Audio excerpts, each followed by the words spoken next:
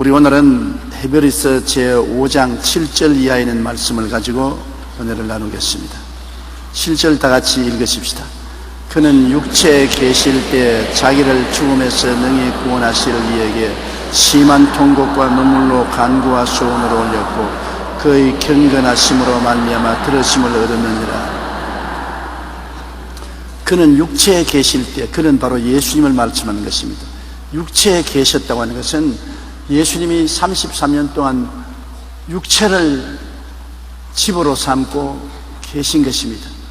우리 육체는 예수님도 성전으로 삼으시고 집으로 삼으시고 육체에 거하시다가 십자가에서 육체를 벗어나서 영원한 천국으로 가신 것입니다. 여러분, 우리들도 다 육체에 살고 있는 것입니다. 여러분, 아파트에도 살고 단독집에도 살지만 그것은 육신이 거하는 집이고 여러분의 참 영혼은 여러분 육체 속에 살고 있는 것입니다. 우리 육체의 장막집이 무너지면 손으로 짓지 아니하는 영원한 집이 우리에게 있는 줄 안다고 성경은 말하고 있는 것입니다. 우리의 육체는 언제고 무너집니다. 젊어서 무너지기도 하고 나이 많아서 늙어지고 무너지기도 하는 것입니다. 병들어 무너지기도 하고 나이 많아서 자연적으로 무너지기도 하는 것입니다. 육체가 무너지면 갈 곳이 꼭 있어야 돼요. 그것이 가장 중요한 것입니다. 우리 사람의 육체가 무너지고 난 다음 갈 곳이 없으면 버림받은 지옥으로 떨어지는 것입니다. 지옥은 갈 곳이 없는 영혼들이 버림받아 온 것이 지옥인 것입니다. 지옥에도 차별이 있어요. 지옥에도 죄가 많은 사람은 더 지옥 아랫목에 내려가고 죄가 덜한 사람은 지옥 윗목에 들어갑니다. 다 같은 지옥이라도 더 극히 고통스러운 것과 좀 덜 고통스러운 것이 있습니다. 천국에도 극히 영화로운 곳에 가시는 분하고 천국 저 입구에 가 계시는 분하고도 차별이 있는 것입니다. 인생에는 자기가 이 땅에서 행한 대로 보응을 받습니다. 천국은 자기 힘으로는 못 가지요. 예수님의 십자가 보배로운 피의 공로를 믿음으로 말미암아 천국은 올라가지만은 천국에서 누리는 영화는 이 땅에서 심은 대로 거두게 되는 것입니다. 천국은 공짜로 올라가지만은 올라간 천국에서 내가 사는 처소는 이 땅에서 내가 이룬 대로 주님을 섬긴 대로 심은 대로 열매를 거두어서 영원히 누리게 되는 것입니다. 그렇기 때문에 예수 믿고 구원받았으면 열심으로 주님 중심으로 섬기며 순종하고 살고 하늘나라 위해서 힘쓰고 애쓰라는 것은 이 땅에서 수고한 것이 장차 천국에서 다 따르기 때문인 것입니다. 수고도 아니하고 아무 노력도 안 했는데 천국의 좋은 자리에 들어갈 수는 없는 것입니다. 그렇기 때문에 우리가 믿음으로 천국 가고 우리 수고하고 열매 맺은 것으로 천국에서 누리게 된다는 것을 알아야 되는 것입니다. 예수님도 육체에 계실 때 자기를 죽음에서 능히 구원하실 이에게 심한 통곡과 눈물로 간구와 소원을 올렸다. 예수님도 하나님의 아들이심에도 불구하고 육체 속에 계실 때는 우리와 똑같은 인간으로서 죽음을 앞두고 주님이 간구하고 기도한 것입니다. 주님께서 겟세마네 동산에 들어가실 때 제 아들 보고 내가 마음에 심히 괴로워 죽게 되었다고 말한 것입니다. 주님이 십자가에 못 박여 그 모진 고통을 당할 것을 알고 계시기 때문에 심히 마음속에 고민한 것입니다. 여러분, 우리도 세상에서 당할 고통을 알고 나면 굉장히 마음에 괴롭습니다. 모르고 지나가는 고통은 괜찮지만은 당할 고통을 알고서 그 고통을 걸머진다는 것은 굉장히 마음속에 괴로운 것입니다. 예수님께서 마음이 고통스러워서 견딜 수가 없었습니다. 예수님에 대한 고통은 마귀가 더 압력을 가함으로 말미암아 실신할 지경이었습니다. 견디지 못할 정도의 고통을 당한 것입니다. 우리도 심한 고통을 당하면 실신한 사람이 있지요.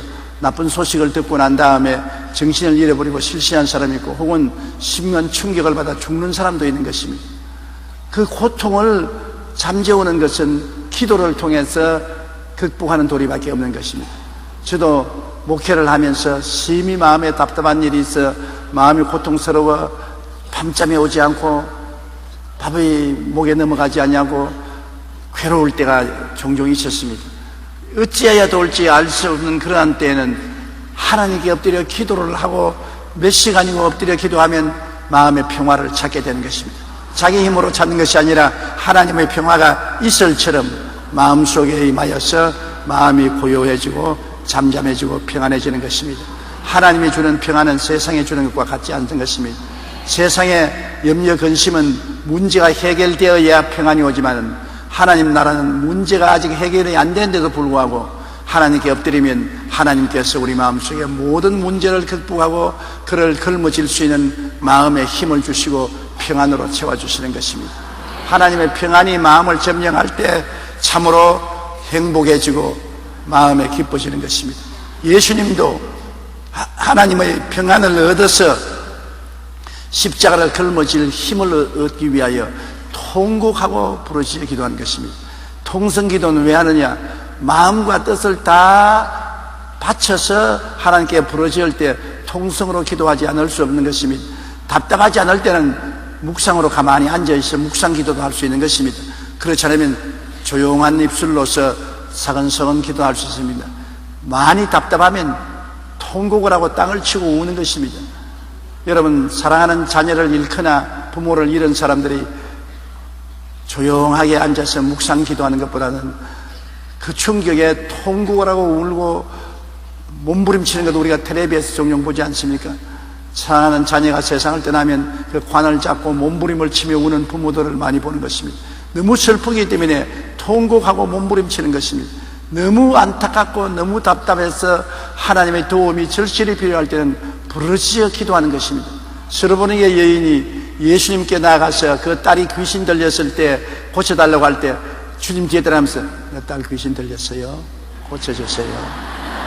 네, 고쳐주세요. 네. 그렇게 했습니까?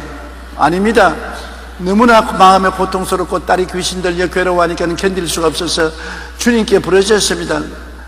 다윗의 자손 예수여, 나를 불쌍히 여겨 주시옵소서. 내 딸이 흉악히 귀신 들렸나이다. 귀신 들렸나이다. 고함을 치니까 예수님이 못 본 채 하고 지나가니까 제자들이 보기에 안타까웠습니다. 그냥 생글생글 웃고 따라갔으면 안타까울 리가 없지요. 너무나 통곡을 하고 가슴을 치고 따라오니까 제자들이 예수님께 주님, 저 여자가 심히 고통을 당하고 괴로워하면서 따라오니 도와주시지요. 예수님이 나는 이스라엘의 이런 자를 찾아왔지 아직 이방인의 때가 오지 않았으므로 이방인들을 도와줄 수 없다고 단호히 거부했습니다. 그런데 예수님이 가는 길을 앞을 막고 엎드려서 주님이 쓰여 나를 불쌍히 여기소서. 내 딸이 흉하게 귀신 들렸나이다. 고함치고 주님께 몸부림치며 부르짖으니까 주님이 자녀에게 줄 떡을 취해서 개에게는 못 준다.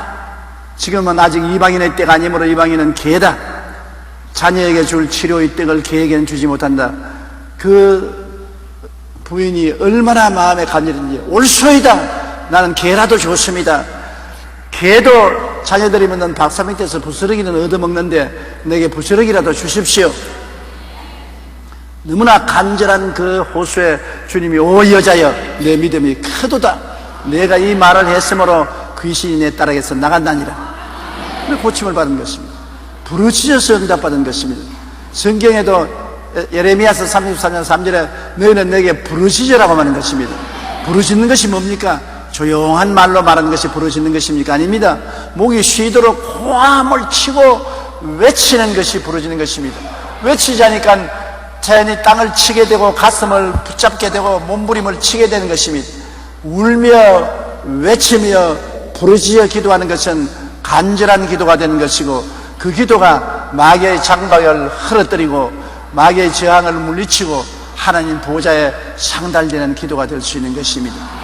우리 여의도 순복음교회 통성기도 한다고 사람들이 비난을 많이 하지만은 통성기도를 하기 때문에 우리 교회가 많은 하나님의 은혜를 받게 되고 응답을 받게 되고 사람들이 자유를 얻게 되고 성도들이 많이 찾아오게 되는 것입니다. 너희는 내게 부르짖는 말 잊지 마시기 바랍니다. 내가 마음이 다 평안하고 좋을 때는 주님께 조용히 기도하고 조용히 찬송할 수 있어요. 나쁜 건 아닙니다. 조용하게 기도하고 조용하게 찬송하고 또한 묵상기도 할 수 있습니다. 저는 비행기 타고 장시간 여행할 때는 언제나 묵상기도 합니다. 비행기 타고 가는데 비행기 자리에 앉아서 주야!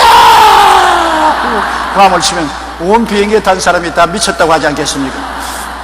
그럴 때는 조용하게 하나님 앞에 머리 숙여서 간절히 기도해도 조용하게 간절하게 기도하지 부르시지 않습니다. 그러나 교회에 왔어야 못 부르실 리가 어디 있는 것입니까? 교회는 하나님 계신 곳이고 성도들이 모이는 곳입니다. 사람들이 체면 볼 필요 없는 것입니다. 학교도 아니고 시장터도 아닙니다. 교회는 하나님 만나는 처소입니다.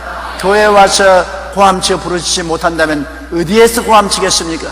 제가 서대문에서 목회할 때 교인들이 교회에 와서 통곡을 하고 부르짖어 기도하니까 그때는 많은 사람들이 비난했습니다. 지금은 어느 교회든지 다 성령 역사가 임하고 다 통성으로 기도하지만 그때는 통성으로 기도하는 교회가 극히 드물었습니다. 근데 서대문에서 우리가 모여서 땅을 치고 통성으로 기도하니 서대문 일대에 그 소리가 다 들렸습니다. 사람들마다 참 별한 교회도 다 있다. 하나님이 귀가 먹으셨냐 부르짖고 외치게. 조용하게 기도하면 하나님이 모를 리가 있느냐. 골방에 들어가서 기도하는데 무슨 저렇게 고함을 치느냐. 그래서 제가 늘 대답하기를, 여기에 서대문 우리 교회에 나오는 사람은 답답한 사람이 나옵니다. 전라도나 경상도에서 서울에 살러 와서 집도 없고 절도 없습니다. 직장도 없고 먹을 것도 없습니다. 하루하루 품팔이해서 먹고 사는 사람이 얼마나 마음에 답답하고 한이 맺혀서 그 한을 풀 곳이 없습니다. 판자촌에 가서 부르짖을 수 없습니다. 딱딱 붙은 집에 고함 쳤다가는 이웃의 몰매를 맞을 수밖에 없습니다. 원한을 풀 곳이 없습니다. 그렇기 때문에 어디 와서 부르짖고 웁니까? 하나님 앞에 나와서 교회 밖에 부르짖을 때가 어디 있습니까? 교회에 와서 통곡하고 부르짖고 외침으로 마음의 위로를 받고 평안을 얻을 수 있으므로 나는 저들의 울부짖음을 중지시킬 수가 없습니다. 아버지 앞에 나와서 못 부르짖으면 누구에게 부르짖겠습니까? 친정집에 와서 울고 부르짖지 못하면 시집에서 울고 부르짖다가는 몰매를 맞고 쫓겨나지 않겠습니까? 그러므로 내버려 두십시오. 그렇게 늘 제가 변명한 적이 있습니다. 정말이지 아버지 앞에 나와서 부르짖지 누구에게 부르짖을 수 있는 것입니까? 우리 아버지가 우리를 사랑하고 우리의 모든 호소를 들어줄 수 있기 때문에 아버지에게 부르짖지 길거리에서 부르짖을 수 있습니까? 그러므로 우리 주 예수님도 육체에 계실 때 그를 십자가의 죽음에서 건져주실 아버지 하나님께 심한 통곡과 눈물로 기도했다는 것입니다. 그냥 통곡 아닌 것입니다.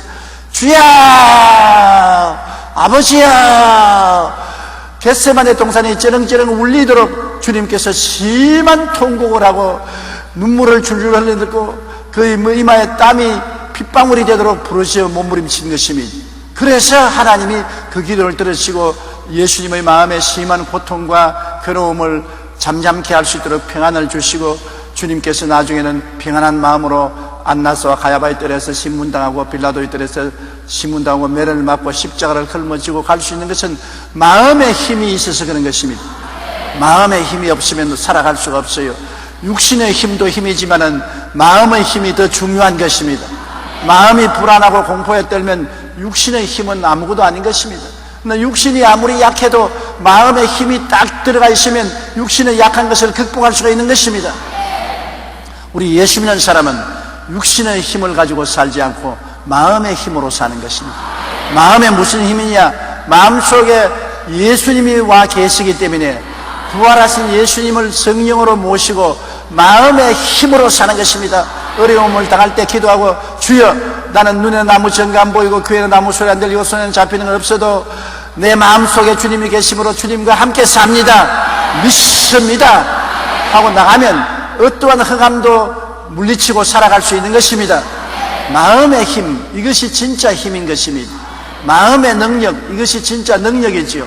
내가 마음에 할 수 있다, 하면 된다, 해보자, 마음의 긍정적이고 적극적이고 창조적인 믿음을 가지고 환경을 극복하고 나가면 모든 것을 해치고 승리할 수가 있는 것입니다. 성경에는 사람의 마음은 그 병을 능히 이기거니와 심령이 상하면 누가 저를 일으키겠느냐. 마음은 육신의 병도 이깁니다. 육신의 병이 아무리 와도 나는 예수 이름으로 낫는다, 나는 예수 이름으로 이긴다, 나는 예수 이름으로 병을 물리친다, 확고한 믿음으로 마음의 꿈을 가지고 믿음을 가지고 저항하면 승리할 수 있는 것입니다. 어떠한 가난과 역경이 다가와도 마음으로 낙심하지 아니하고 주님을 의지하고 주께서 나를 돕는 자신이 내가 두려워 아니하겠노라. 사람이 내게 어찌하리요. 예수님을 의지하고 나가면 역경과 어려움도 이겨낼 수가 있는 것입니다. 사람은 육신의 사람이 있고 심령의 사람이 있는데 세상 사람들은 육신의 사람으로 살기 때문에 육신의 환경에 사방을 우겨 쌓이면 박살이 나고 마는 것입니다. 우리는 사방으로 우겨 쌓여도 쌓이지 않은 것은 마음의 힘으로 살기 때문인 것입니다. 이 마음에 지극히 크신 하나님이 계심으로 사방으로 우겨 쌓여도 마음에 하나님을 의지하고 쌓이지 아니하고 답답한 일을 당해도 마음에 하나님을 의지함으로 낙심하지 아니하고 핍박을 받아도 마음에 하나님을 꽉 의지함으로 하나님과 함께 삶으로 버림받지 아니하고 끄꾸러져서 망하더라도 마음에 안 망하니까 다시 불사조처럼 일어날 수 있게 되는 것입니다. 그러므로 마음에 우리 믿음을 가진다는 것이 얼마나 큰 보화요 보배로운 것인지 모릅니다. 예수님도 마음의 죽음을 이길 힘을 얻기 위해서 통곡으로 기도했기 때문에 여러분 항상 기도하십시오. 새벽에도 기도하고 낮에도 기도하고 저녁에도 기도해서 기도를 통해서 우리가 환경을 극복하고 마음에 성령의 힘을 의지할 수가 있는 것입니다. 성령은 기도를 통해서 우리 마음의 평안으로 채워주시는 것입니다. 예수님은 육체에 계실 때 자기를 죽음에서 능히 구원하실 이에게 심한 통곡과 눈물로 간구와 소원을 일으켜 간절한 기도와 소원을 올렸고 그 경건하심으로 하나님을 두려워하고 섬기는 마음으로 말미암아 하나님이 응답해 주신 것입니다. 하나님을 두려워하고 섬기기 때문에 하나님께 부르짖어 기도하지 않습니까? 하나님을 인정하지 않는 사람은 부르짖어 기도하지도 않지 않습니까? 우리는 하나님이 계시고 하나님을 섬기고 두려워함으로 우리가 모시기 때문에 하나님께 기도함으로 늘 이길 수가 있는 것입니다. 믿음이 이기네 주 예수를 믿음이 항상 이기게 하는 것입니다. 그러므로 우리가 기도한다는 것 얼마나 중요한지 모릅니다. 여러분, 기도하지 못하는 사람은 마음의 생명의 힘을 얻을 수 없지만은 기도하면은 성령이 역사하시고 마음의 흑암의 세력이 쫓겨나가고 하나님의 평강이 넘쳐나고 여러분이 승리할 수 있는 것입니다. 또 행복도 평안이 있어야 행복한 것입니다. 물질이 많다고 행복하지 않아요. 좋은 옷 입고 좋은 음식 먹는다고 행복하지 않아요. 마음에 하나님의 성령이 임하여서 평안이 가득 차면 행복해지는 것입니다. 행복은 평안을 통해서 오는 것입니다. 참 기쁨도 마음이 편안해야 웃음이 나오지 마음이 편안하지 않은데 얼굴에 웃음이 나오지 않습니다. 참 기쁨도 행복도 마음에 평안이 있어야 되는데 평안은 기도하는 사람에게 주님이 임재하여서 주시는 것입니다. 8절이요. 그가 아들이 있으면서도 받으신 고난으로 순종함을 배웠다. 여러분, 하나님의 아들이 무슨 모자라는 게 있어서 배운 것은 아닙니다. 예수님은 이미 전지전능무수부지하신 완전한 하나님이 완전한 사람으로 오셨는데 고난을 통해서 주님이 이미 가지고 있는 완전함이 나타난 것을 말하는 것입니다. 제가 여러분에게 나는 어떠한 높은 산 슬로프에도 스키를 타고 내려올 수 있다. 나는 스키 탈 수 있다. 그러면 말만 들어서는 모르잖아요. 한번 해보세요. 그래서 높은 산 스키장에 가서 슬로프에서 저를 스키 신발을 신기고 스키 지팡이를 짚고서 내려가 보세요. 내가 잘 내려가면 내 말이 거짓이 아닌 참것으로 증명된 것이고 후닥닥 잡아져서 뒹굴면은 실력이 없는 것이 증명된 것입니다. 예수님이 고난을 통하여 온전하게 되는 걸 배운 것이 있다는 말은 예수님은 원래부터 온전하신 분인 것입니다. 예수님께 모자란 점이 없어요. 완전한 하나님이 완전한 사람으로 오셨는데 모자란 점이 어디 있어요? 예수님께는 전혀 모자란 점이 없어요. 오직 예수님이 완전하지만은 사람들이 못 봤잖아요. 완전한지 안 완전한지 못 봤잖아요. 그러므로 고난을 통해서 예수님이 완전한 것이 증명된 것입니다. 우리는 고난을 통해서 배우지요. 그러나 예수님은 배울 필요가 없습니다. 완전하신 분이 뭘 배웁니까? 고난을 통해서 예수님이 완전한 것이 증명되었죠. 여러분, 우리는 고난을 통해야 배울 수 있는 것입니다. 자식들 과보호하는 사람들, 자식들에게 온갖 고생을 안 시키려고 과보호하면 자식들이 망하는입니다. 왜냐하면 고난을 당해야 좌절하고 낙심한 것을 통해서 배우는 것입니다. 사람이란 넘어져야 일어날 줄을 배우는 것입니다. 안 넘어진 사람은 일어난 것을 배우지 못합니다. 자식들이 너무 과보호하지 말고 고난을 당하도록 내버려 둬야 되는 것입니다. 자기가 시험 문제도 해결해보고 과외 선생이 다 해결해 주지 말고 자기 힘으로 풀어보고 낙제도 해보고 점수도 못 받아보고 어려움도 당하고 그런 시련과 고난을 통해서 자기 스스로가 성장하고 자라고 배우게 되는 것입니다. 그러므로 고난은 우리의 일생의 좋은 선생이 되는 것입니다. 우리 예수 믿는 사람도 신앙생활을 시작했을 때 고난을 당해야 기도하게 되고 응답받게 되고 신앙이 자라게 되고 체험하게 되는 것입니다. 체험이란 고난을 통해야 체험하게 되지 고난을 안 당하면 체험할 수가 없습니다. 체험 안 당하니까 신앙이 안 자라지. 그러므로 고난은 예수님께 다가온 고난은 예수님이 무슨 모자라서 배울 것이 아니라 예수님은 이미 완전한 것이 고난을 통해서 나타난 것입니다. 실력이 나타난 것입니다.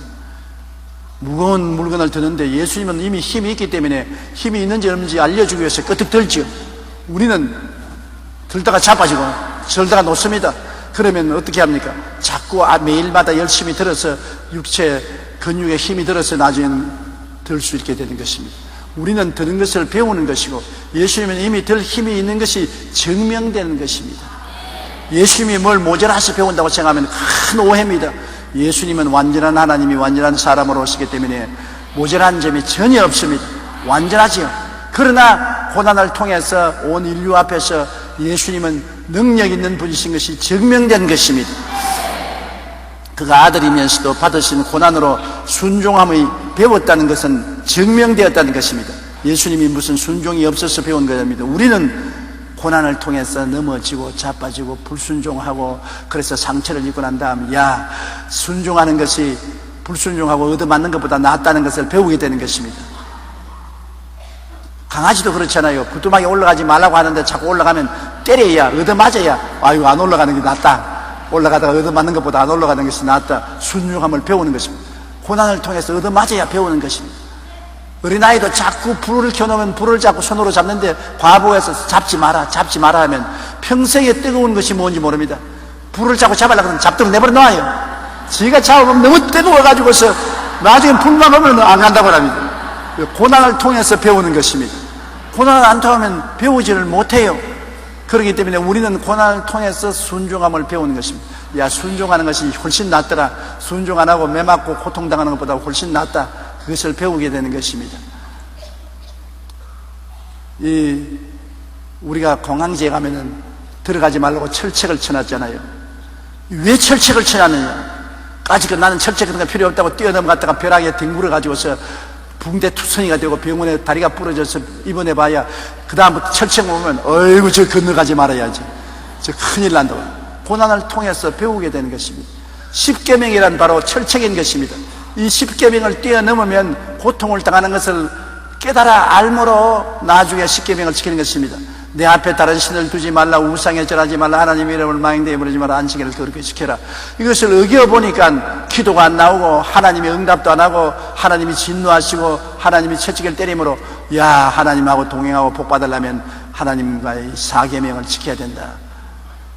그리고 6계명도 내 부모를 공경하라. 부모를 공경하면 세상에서 잘되고 장수한다고 했는데 부모 공경해 보니까 세상에서 잘되고 장수하고 부모를 거역하면 세상에 사는 일도 안 되고 병들고 빨리 죽는다. 그런 체험을 통해서 부모를 공경하게 되고, 그래서 계명도 전부 다 철책과 같아서 안 지켜보면 손해가 나기 때문에 나중에 지키는 것을 배우게 되는 것입니다. 9절요. 온전하게 되셨은즉 자기에게 순종하는 모든 자에게 영원한 구원의 근원이 되시고, 예수님께서 고난을 통해서 온전한 순종하는 분이라는 것이 증명되었습니다. 하나님과 전혀 막힌 점이 없어. 하나님께 100% 순종함으로 하나님은 예수님 안에 들어오시고 예수님은 하나님 안에 들어오시고 100% 일치가 되는 것입니다. 맑은 날에 맑은 연못물에 가보면 하늘이 100% 물 안에 들어있고 물이 100% 하늘 안에 들어있지요. 그렇지요. 맑은 날 맑은 연못물을 들여다보면 하늘에 두둥실등 구름과 해와 달과 별들이 물속에 다 들어있지요. 그러나 흙탕물이 되고 막 바람이 불어서 물이 얼렁거리면 하늘이 비추지 않지요. 주님은 100% 순종함으로 100% 하나님이 예수님 안에 거하시고 예수님과 동행하신 것입니다. 우리는 흙탕물이 있어 죄를 짓고 세상 탐욕으로 얼렁거리기 때문에 하나님이 100% 우리 속에 들어오실 수가 없는 것입니다. 그러나 예수님은 온전하게 되었은즉 이제 주님을 따라오는 모든 자에게 영원한 구원을 줄 수 있는 권한이 있는 것입니다. 하나님께서 우리 모든 인생을 구원하거나 심판할 권한을 아들에게 주신 것은 아들이 하나님께 완전히 순종함으로 아들에게 맡겨놓으면 걱정할 것 없다. 여러분도 여러분의 자식이 부모에게 전적으로 순종하면 부모가 모든 것을 맡길 수 있습니다. 가정 재반사를 맡기고 심지어는 저금 통장까지 맡길 수 있습니다. 제에게는 맡겨놓으면 100% 안전하다, 괜찮다. 그러나 자꾸 사기 쳐먹는 거짓말하는 아들에게는 맡길 수가 없어요. 언제 문서 맡겨놨다가 집 팔아먹어버리고 도장 맡겨놓으면 뭐 전답도 다 팔아먹고 저금도 다 뽑아먹을지 모르니까 그런 불순종하는 아들에게는 중요한 것을 맡길 수가 없어요. 그러나 순종하는 자에게는 전적으로 맡길 수 있습니다. 제가 신학교 다닐 때 우리 하나님의 성회는 구제단체이기 때문에 미국에서 온 구제 물자가 매달마다 인천에서 배로서 많이 싣고 왔어요. 치즈, 바다, 옷까지 종류, 뭐 가정생활 도구가 굉장히 와서 우리 창고에 꽉 들어차 있었습니다. 교단에 속한 목사들이나 장로들이나 평신도들이 모두 다 그 창고만 보면 침 꿀꿀 삼겼습니다. 그래서 그 창고에 열쇠는 선교사가 딱 가지고 절대 안 나죠. 그때 존 스테슨 목사님이 우리 학교 총장이고 총회장이고 선교사였는데 열쇠를 쥐고서 절대로 안 내놔요. 절대로.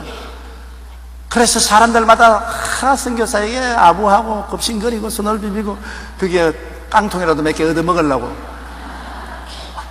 그런데 이 미국 사람들은 정직해야 된다는 것을 어릴 때부터 뼈에 사무치도록 교육을 받았습니다. 정직해야 된다는 것, 그것을 굉장히 강조합니다. 그래서 그 열쇠를 아무에게도 안 맡겼어요. 그런데 제가 신학교 들어와서 1년 동안 그 교장 선생님 통역을 하고 비서 노릇도 하고 학생 노릇도 했습니다. 1년이 지나고 난 다음 그 열쇠를 내게 맡기는 겁니다.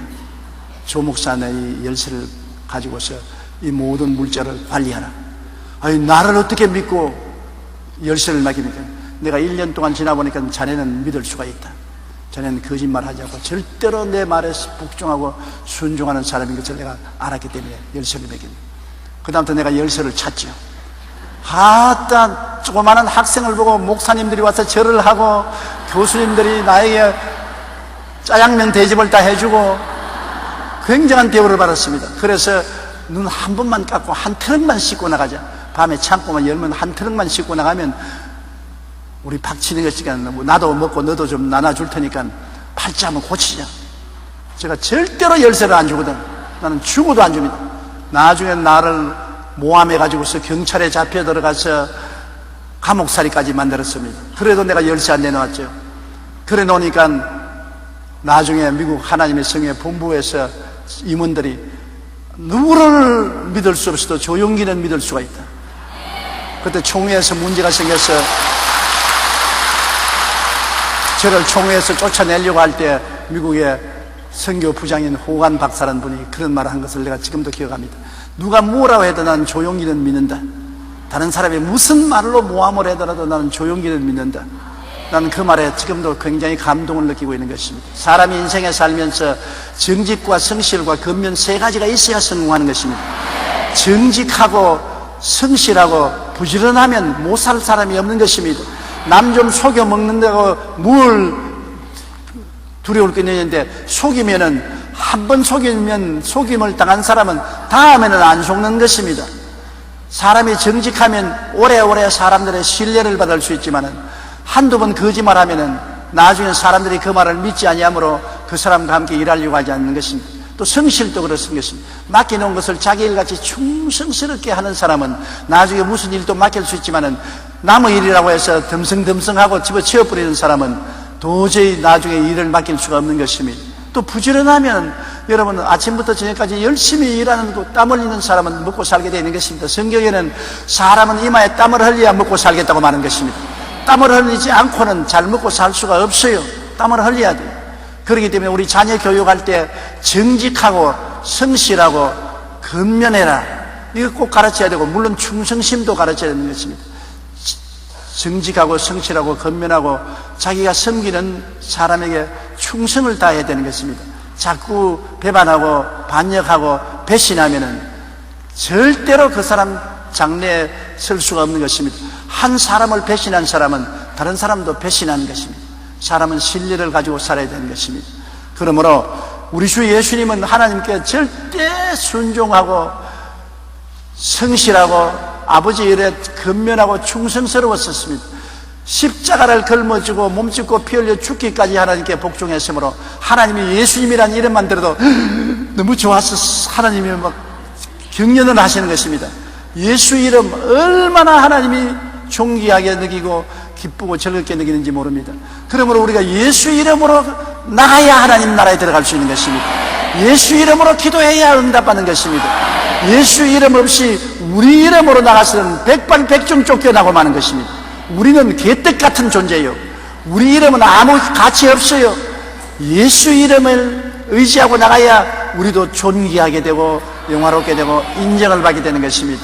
그러므로 예수님이 구원의 원천이 되셨죠. 예수님이 우리 때문에 온전히 순종하시고 몸짓고 피 흘려 제물이 되어주시고 하나님의 뜻을 완전히 이루셨기 때문에 이제 예수님을 통하기만 하면 하나님이 우리 허물을 보지 않는 것입니다. 아, 예수님을 의지했느냐, 예수님이 너를 사랑하느냐, 돼서 통과, 꽝 도장을 찍는 것입니다. 그러므로 예수 그리스도의 이름을 우리에게 선물로 주신 것이 얼마나 귀합니까? 예수님이 무엇인지 내 이름으로 내게 구하면 내가 응답하리니 아버지로 하여금 아들로 인하여 영광을 얻으시게 하려 합니다. 아버지는 아들 예수 그리스도를 너무나 사랑하므로 아들 예수에게 모든 심판의 권한을 다 주셨습니다. 예수님이 아버지에게 하늘과 땅의 모든 권세를 다 받았습니다. 예수님은 아버지를부터 하늘과 땅의 모든 권세를 다 받았어도 그 권세를 절대로 아버지 뜻에 어긋나게 사용하지 않은 것입니다. 그렇기 때문에 아버지와 예수님은 하나인 것입니다. 아버지 안에 예수님, 예수님 안에 아버지가 계신 것입니다. 온전하게 되신 즉 자기에게 순종하는 모든 자에게 영원한 구원이 근원이 되시고 10절요 하나님께 멜기세덱의 반차를 따라 대제사장이라 칭하심을 받으셨느니라. 여기에 이제 골치 아픈 말이 나온 것입니다. 멜기세덱이 무엇이냐? 여러분 이제 내 이야기를 잘 들으십시오. 유대인들은 12지파 중에 레위 지파만이 하나님을 성전에서 섬기는 권한이 있고 다른 지파는 성전 근처에 섬기려 왔다가는 맞아 죽습니다. 레위 지파 중에도 제사장은 아론의 지파 가운데서만 생겨나는 것입니다. 레위라는 12아들 중에 한 아들의 자손들이 레위 지파가 되는데 레위 지파 중에서도 레위 사람 아론을 하나님이 택하여서 제사장과 대제사장으로 사셨습니다. 아론의 자손 중에 맏아들이 대제사장이 되고 다른 아들은 제사장이 되는 것입니다. 대제사장과 제사장들만이 하나님 성소에서 제물을 드리고 백성들을 위해서 기도해주고 죄사함을 받게 해주고 하나님께 간구하고 하나님을 대면해서 백성들을 축복하는 하나님과 사람 사이의 중보가 되는 것입니다. 그러므로 레위 지파들은 성전에서 성전 기명을 다 정리하고 옮기고 조정하는 일을 하시고 그게 아론의 제사장 집안 식구들은 중보의 역할을 하는 것입니다. 하나님과 이스라엘 백성 사이에 중보가 되어서 아론의 제사 직분을 통하지 않고는 하나님 앞에 나가서 제물 드릴 수도 없어요. 오늘날 유대인이 아닌 우리들은 누구가 우리의 중보가 되시는 것입니까? 예수님이 우리의 중보가 된다면 유대인들이 고함을 칩니다. 아니요. 레위 지파 속에 아론의 자손밖에는 대제사장이 될 수 없는데 예수님이 대제사장이 아니기 때문에 중보가 되지 못한다고 합니다. 그런데도 성경은 예수님이 대제사장이 되어서 우리의 중보가 된다고 말합니다. 그런데 성경은 어떻게 해서 예수님이 대제사장이 되느냐? 예수님은 아론의 계보를 통한 대제사장이 아니고 멜기세덱의 계보를 통한 새로운 대제사장인 것입니다. 그러면 멜기세덱은 뭐냐? 가나안에 전쟁이 있었습니다. 아브라함 때. 아브라함의 조카 롯은 소돔과 고모라 성에 가서 살고 있었는데 그때 가나안 땅에 옛날에 2차 대전 때 독일의 히틀러와 같은 그돌라오멜 왕이라는 사람이 있어요. 발음이 잘 안 돼요. 어려워요. 그돌라오멜 발음이 안 돼요. 그돌라오멜 천천히 해야 됩니다. 한번 따라 말씀드립니다. 그돌라오멜 와, 여러분은 발음 잘하시네. 그돌라오멜이라는 독재자가 있었는데 그가 다른 왕들을 통해서 가나안 일대를 정복하고 다스리는데 소돔과 고모라와 그 연방군들이 그돌라오멜 왕과 그 연합군에게 반역을 함으로 12해 동안 종살이 하다가 13년째 반역을 함으로 14년째 될 때 그돌라오멜이 연합군을 거느리고 쳐들어왔어요. 소돔과 고모라와 그 연합군들이 참패해서 도망을 치고 소돔 고모라 성을 그돌라오멜이 점령을 하고 모든 재산을 다 탈취하고 백성들을 다 사로잡아가는 중에 롯도 그 식구와 함께 포로로 되어서 잡혀갔습니다.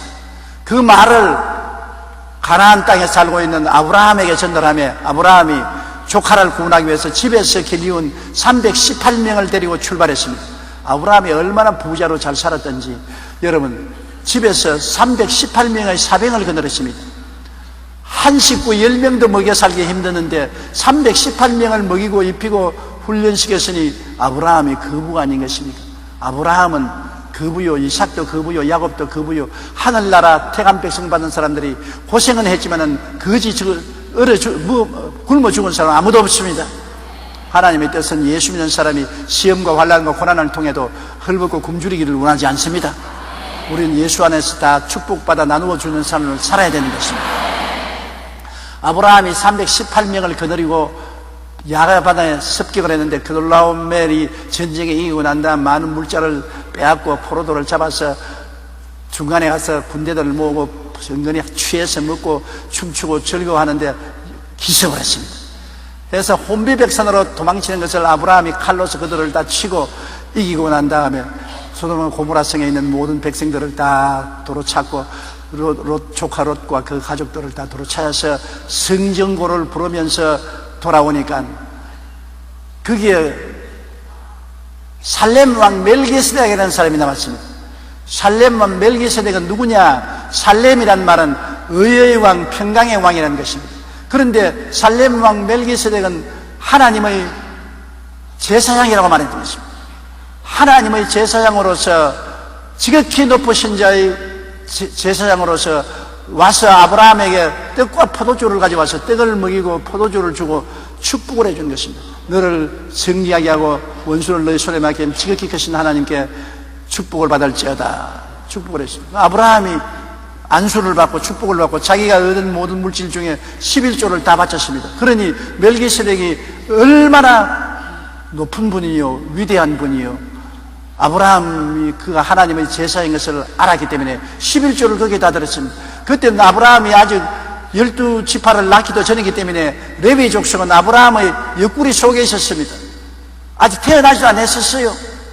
태어나지도 않았지만은 아브라함의 옆구리 속에서 레위 족속도 멜기세덱에게 절을 하고 멜기세덱에게 떡과 포도주를 받아먹고 11조를 드린 형국이 되었습니다. 내 말 알아듣겠어요? 복잡합니다. 그러므로 레위 족속만이 하나님의 제사장이 되고 아론의 자손만이 하나님의 제사장인데 아론과 레위 족속이 아브라함의 피 속에 들어있어 아직 태어나기도 전에 아브라함을 통해서 이미 멜기세덱에게 제사를 경배를 하고 멜기세덱에게 안수기도를 받고 떡과 포도주를 받고 11조를 드렸으므로 레위 족속보다도 아론의 제사장보다도 훨씬 위대하고 높은 것을 알 수 있는 것입니다. 그런데 성경에는 뭐라고 말하냐면 시편 110편 4절에 예수님은 바로 아론의 계보를 통한 제사장이 아니라 멜기세덱을 따라 제사장이 되었다고 말하는 것입니다. 멜기세덱의 계보, 그러니까 바로 유대민족의 레위 족속 중 아론의 계파를 통한 제사장이 아니라 동떨어진 아론보다 훨씬 높고 아브라함보다도 높은 제사장 멜기세덱의 계보를 통한 제사장이 되었다. 그러므로 예수님은 아론의 제사직분보다 얼마나 위대하고 더 높은 제사직분이라는 것을 알 수 있는 것입니다. 거기에는 아브라함도 모든 유대인들도 전부 다 가서 그에게 축복을 받고 하나님 앞에 중보를 받아야 되고 그에게 11조를 드려서 섬겨야 될 제사장이라는 것을 보여주고 있는 것입니다. 그러므로 예수님은 제사장이 될 수 없다, 하나님과 사람 사이에 중보가 못 된다고 유대인들은 말하지만 성경은 아니라 예수님은 아론의 제사직분을 통해서 태어난 분이 아니라 바로 유대지파에서 태어났지만은 유대지파에서는 제사직분이 절대 있을 수 없으나 그는 성경에는 멜기세덱의 계보를 통한 제사장이 되었다고 성경은 예언하고 있다. 제사장은 하나님이 선택해야 되는 것이지 자기가 자원해서 되는 것이 아닙니다. 하나님이 예수님을 너는 멜기세덱을 반차를 쫓아 영원한 제사장이라고 말하셨으므로 하나님의 선택을 쫓아서 예수님은 하나님과 사람 사이에 영원한 제사장이요 우리의 중보가 되시는 것입니다. 요 서론을 알고 난 다음 읽어야 무슨 뜻인지 알아요. 그러므로 하나님께 멜기세덱의 반차를 따라 대제사장이라 칭하심을 받으셨느니라. 11절요. 멜기세덱에 관하여는 우리가 할 말이 많으나 너희가 듣는 것이 두나무로 설명하기 어려우니라. 성경도 말했습니다. 알아듣기 힘들 거다. 왜 유대인들은 우리는 절대로 아론의 제사직분 이외에 다른 제사직분은 받아줄 수 없습니다. 예수님은 유다 지파에서 태어났으므로 유다 지파 사람들은 제사장이 못 돼요. 안 돼요. 절대 안 돼요. 안 믿을래요. 안 믿을래요. 안 믿을래요. 안 알아들으려고 마음을 달아놓았어요. 그러나 예수님은 아론의 지파가 아니라 아론보다 더 높은 아브라함이 11조를 드린 가나안에 끝도 밑도 없어 조상도 없고 태어난 날짜도 없고 죽은 날짜도 없는 살렘 왕, 의왕, 평강의 왕이었던 멜기세덱의 반차를 쫓아 대제사장이 되었다고 기록했으니 예수님은 바로 멜기세덱의 반차를 쫓아 위대한 대제사장이 아론의 제사식보다 높다. 그렇게 말을 해도 못 깨달아요. 그게 무슨 말이 그런 말이느냐. 분명히 성경에 기록해도 눈이 어두워서 못 보고 귀가 둔해서 못 알아들으니까 성경에도 아이고 답답해라 답답해라 할 말이 많으나 너희가 듣는 것이 두나무로 설명하기 어렵다. 성경께서도 설명하기 어렵다 하니 우리가 설명하기 얼마나 어렵겠습니까? 여러분 알아들었지요? 그렇게 우리 교인들은 머리가 좋다고 깨닫는다고. 신앙이 있으니까 깨닫지 성경을 공부하지 않고 신앙이 없는 사람은 무슨 말인지 전혀 못 알아들어요. 오늘 여러분 깨닫는 거 보니까 나도 마음이 기쁘고 좋습니다. 하나님 성령께서도 얼마나 기뻐하시겠죠. 12절요. 때가 오래되었으므로 너희가 마땅히 선생이 되었을 때인데 너희가 다시 하나님의 말씀의 초보에 대하여 누구에서 가르침을 받아야 할 처지이니 단단한 음식은 못 먹고 젖이나 먹어야 할 자가 되었느니라. 멜기세덱을 모르는 사람은 단단한 음식을 못 먹고 젖만 먹는 사람이라는 것입니다. 멜기세덱 좀 해석할 수 있으면 성경을 꽤 읽고 성경을 꽤 깨달아 알은 사람은 멜기세덱이 누구라면 아브라함조차도 11조를 바친 하나님이 세운 평강의 왕, 또 정의의 의로운 왕, 영원한 하나님의 제사장으로 계신 그분이 바로 멜기세덱이라는 것을 깨달아 아면 단단한 음식을 먹을 수 있는 잘한 신자 아니겠습니까? 그러나 멜기세덱인지 볼기세덱인지 내가 알 테기 뭐야, 무슨 말인지 모르겠다 하면 너는 죽이나 먹고 단단한 음식을 못 먹는 잘하지 못한 신자라고 성경이 그렇게 말하고 있는 것입니다. 올해 히브리서에서 히브리인들이 올해 예수를 믿었으나 벌써 성경의 선생이 되어야 될 것입니다. 아직 성경의 기초도 알지 못하고 예수님이 멜기세덱을 쫓은 제사장이 됐다는 것도 모르고 그러니 답답하게 말할 수 없다는 것입니다. 제가 불광동에서 정말 답답한 사람 봤어요. 불광동에서 어떤 할머니가 와서 자꾸 교회 입구에 서서 교회를 보고 절을 하고 있어요. 그래서 할머니 뭐합니까? 그러니까 아이고 우리 아들이 폐병에 걸려서 나아달라고 지금 하느님께 기도드린다고 했어요. 이건 절간이 아닙니다. 절간에서 붙여보고 이러는 것처럼 하지 말고 예수를 믿고 구원을 받아서 예수 이름으로 하나님께 기도해야 되는 것입니다. 예수님은 갈보리 십자가에 못 박여서 몸짓고 피 흘려서 할머니 죄를 위해서 아들의 죄를 위해서 죽으셨기 때문에 갈보리 십자가에 못 박인 예수님을 믿고 구원을 받아야 예수 이름으로 기도하면 하나님이 응답해 줍니다. 그렇게 말했습니다. 그게 고개를 끄덕끄덕 해요. 알아들은 줄 알고 내가 안수기도를 해주고 거기다 나서 새벽기도 가니까 새벽에 재단에 와서 가만히 왜 앉아서 자꾸 무슨 말을 중얼거려요. 근데 옆에 앉아 보니까 갈보리 갈보리 갈보리 답답해 답답해 답답해 갈보리 갈보리 갈보리. 그러려면 하나님 봄보리는 알겠는데 갈보리가 뭔지 모르겠습니다. 근데 내가 할머니 아이고 놀래라. 아니 갈보리가 봄보리가 뭡니까? 어제 목사님이 날 보고 갈보리를 믿으라 하는데 우리나라에는 봄보리밖에 없는데 갈보리를 믿으라니까 내가 몰라서 답답해 답답해 답답해 갈보리. 하나님 봄보리는 나는 있는데 갈보리는 없는데 어떻게 합니까? 그랬다 그랬어. 아이고, 봄보리 가을보리가 아니라 예수님이 십자가에 못 박혀 돌아가신 그 산 이름이 갈보리 산이요. 그게 십자가에서 할머니 위해서 돌아가셨어요. 정말 그 깨닫게 하는데 힘들디다. 자꾸 봄보리 가을보리 그러는데 어떻게 합니까? 그럼 나중에는 깨닫게 되어가지고서 예수를 믿게 되고 그 아들 며느리도 예수께로 인도하게 되고 그 아들도 회개하고 예수 믿게 되고 구원을 받게 되는 것을 보았는 것입니다.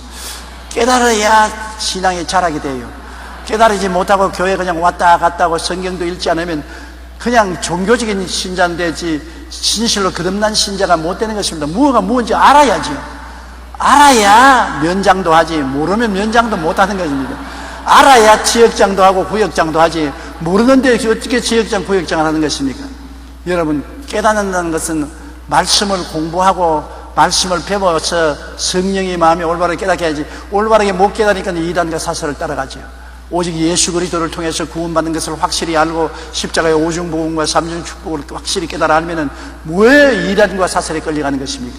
내가 성령이다, 내가 새로 태어난 구세주다, 나를 믿어라, 14만 4천만 구원받는다, 그런 엉터리 같은 소리를 듣고 따라가는 것은 진리를 깨닫지 못하기 때문에 답답한 사람들이 끌려가는 것입니다. 그래서 성경에 성령님도 답답하다고 말씀한 것입니다.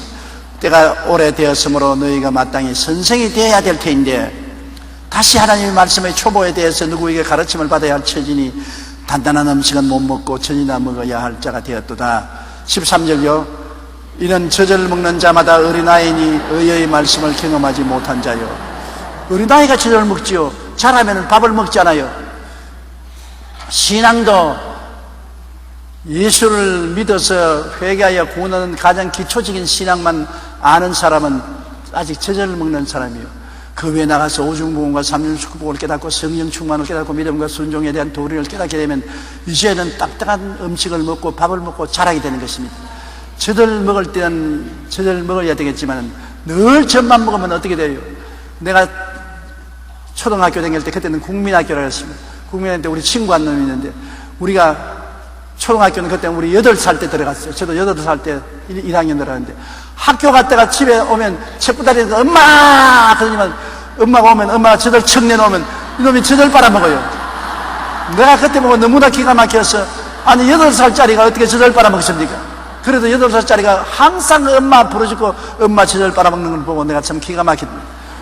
우리는 8살짜리라도 젖을 못 빨아먹은 것은 어머니가 연년생으로 동생을 낳았기 때문에, 나는 아마 젖구경 1살도 못 먹어서 젖구경 못했을 것입니다. 연년생으로 낳으니까 늘 어머니 기억은 배가 불렀다가 꺼졌다는 기억밖에 없어요. 참 우리 어머님 시대 고생 많이 했어요. 그때 피임약이라도 있었으면 좀 적게 나왔으면 고생 덜 했을 것인데 너무나 고생 많이 한 것을 지금 생각하면 가련하고 불쌍합니다. 그런데 젖을 먹는 자마다 어린아이입니다. 의의 말씀, 이 하나님 말씀은 의의 말씀, 진리의 말씀입니다. 하나님 주신 말씀은 의의 말씀, 진리의 말씀인데 의의 말씀을 경험하지 못한 자요. 하나님 말씀을 우리가 깨달으면 마음속에 경험하게 되는 것입니다.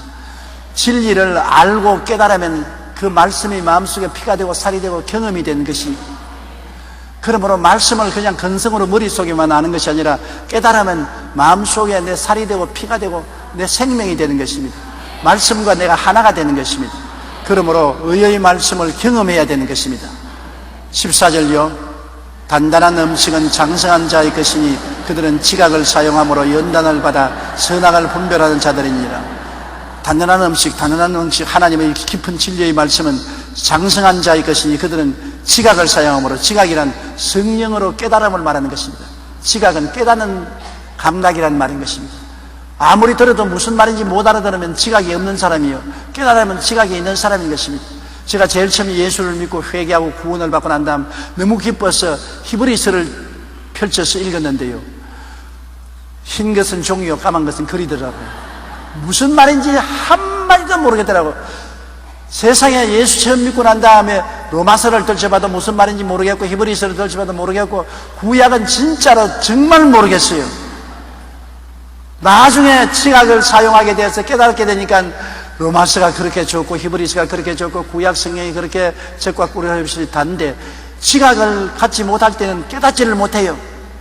오늘날도 여러분이 성령을 받아서 지각을 갖게 되면 말씀을 듣고 읽을 때 아멘으로 깨달아야 되는 것입니다. 설교를 할 때 여러분 들어서 여러분 마음속에 그렇지, 맞았어. 그러면 깨달은 사람인데 설교를 듣다 몰라. 그럼 깨닫지 못한 사람인 것입니다. 설교를 들을 때 그래 맞았어 그 말이 참말이야. 그러면 내 살이 되고 피가 되는데 몰라, 무슨 말인지 몰라. 그럼 내 살이 되고 피가 안 되고 교회에 와서 다 말씀을 흩뜨게 되는 것입니다. 지각을 가지고 깨닫게 되어야 되는 것입니다. 그런데 장성한 자는 지각을 가지고 연단을 받아서 선악을 분별하는 것은 하나님의 뜻이 무엇인지 깨닫는 것입니다. 뭐 좋고 나쁜 것을 깨닫는 것이 아니라 선악이라는 것은 하나님의 뜻을 깨닫는 것은 선이고 하나님의 뜻을 반대하는 것은 악이기 때문에 하나님의 뜻이 무엇인지 성경을 통해서 깨닫게 된다. 성경을 읽으면서 맞았어, 이것이 하나님의 뜻이야, 이것이 하나님이 원하시는 것이야, 이것이 하나님 기쁘게 하는 것이에요. 그래서 내 삶 속에 이 하나님 뜻대로 하여야지 선악을 분별할 줄 압니다. 그러나 성경을 읽어도 그냥 소설처럼 읽어서 그저 이게 무슨 말인지도 모르고서 그냥 줄줄 읽어 내려가면 선악을 깨닫지 못합니다. 성경을 읽으면 하나님의 선하신 뜻이 무엇인지 깨달아 알아야 되고 하나님의 뜻이 아닌 것이 악인 것인데 악이 무엇인지 깨달아 알아야 되는 것입니다. 이 지각을 얻어서 점점 마음이 연단을 받는다는 것은 경험을 얻는다는 것입니다. 마음의 지각을 얻어서 성경을 읽고 깨닫는 경험을 얻어서 선악을 깨달아 아는 것이 참 좋습니다. 아담과 하와는 지각이 없고 연단을 받지 못해서 선악과를 분별하지 못하고 따먹었습니다. 분별을 못하고 따먹었으니까 망했죠.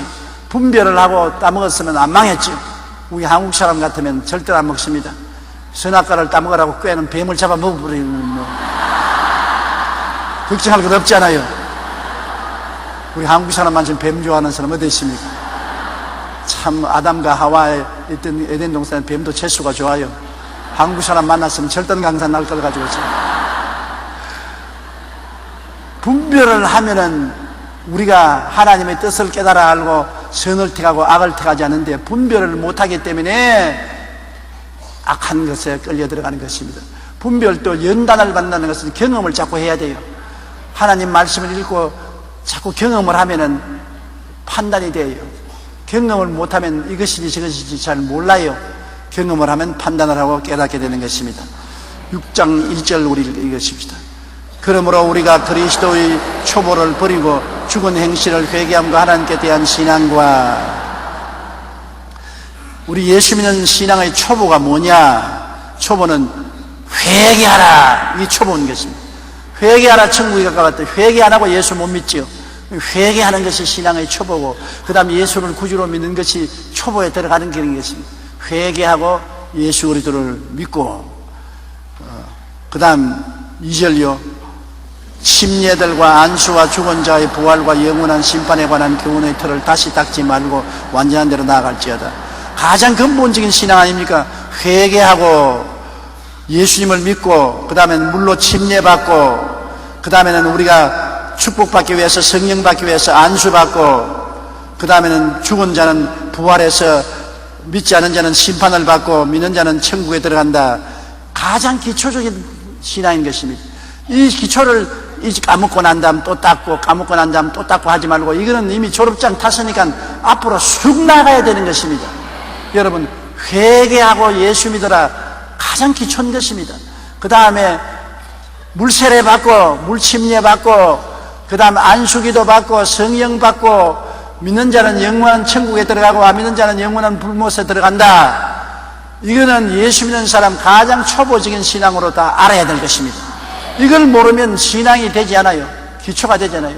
이 초보를 알은 사람들은 그 다음에 믿음과 순종과 이제 오중범과 삼중 축복과 또 창조적인 신앙인 사중 신앙의 법칙과 이런 깊은 있는 신앙으로 자꾸 들어가야 되는 것입니다. 성경이 여러분을 더 깊이 신앙을 깨닫게 만들어주는 것입니다. 우리는 신앙은 자꾸 자라야 돼요. 말씀을 통해서 깨달아지고 자꾸 자라야 돼요. 3절요. 하나님께서 허락하시면 우리가 이것을 하리라. 하나님이 우리 잘하는 것을 보아서 점점 깊은 진리를 깨닫게 해주는 것입니다. 정도가 안 되는데 깨닫게 해주려고 해도 못 깨달으니까 자람에 따라서 깨닫게 해주는 것입니다. 여러분 어린아이도 잘하는 거 보세요. 어린아이가 제일 처음에 여러분을 보면 뭐라고 하는 거 얘기하자면 할머니는 할미라고 말하죠. 할아버지는 할비. 할머니란 말이 안 나와요. 입이 안 돌아갔어요. 할머니, 할미, 할아버지, 할비. 답답하다 답답해. 왜 너기에는 할머니가 할미로 들리느냐, 할아버지가 왜 할비로 들리느냐. 그러나 어린아이는 깨닫지 못하기 때문에 그렇게 들리는 것입니다. 그러나 애 자라는 거 보면 기가 막혀요. 나중에는 할미가 할머니가 되고 할비가 할아버지가 되어서 똑똑히 할머니, 할아버지 그렇게 말하게 되면 참 놀랍게 자라는데 귀하기가 짝이 없어요. 그렇지 우리 신앙도 한 가지인 것입니다. 신앙도 할미, 할비 하던 사람이 할머니, 할아버지라고 깨달아지게 되는 것은 잘하는 것입니다. 신앙도 그렇게 잘하는 사람에게 하나님이 자꾸 더 진리를 주시지, 못 잘하는 사람에게 더 진리를 줄 수가 없는 것입니다. 그렇기 때문에 신앙은 항상 우리가 말씀을 묵상하고 기도함으로 자라게 되어야 되는 것입니다.